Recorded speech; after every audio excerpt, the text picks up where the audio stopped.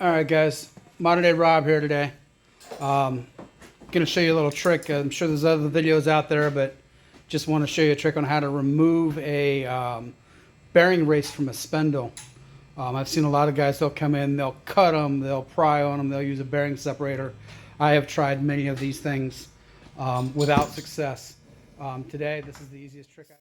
Need an acetylene torch. We set it up on a socket and an extension.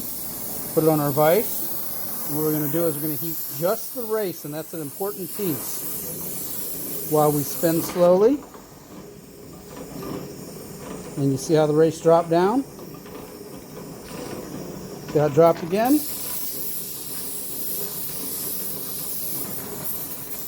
And now it is off.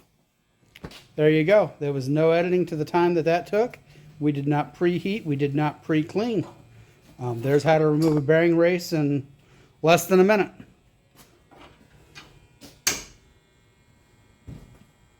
Be careful. It is hot. Mike wasn't fully prepared for this. Sorry. My apologies.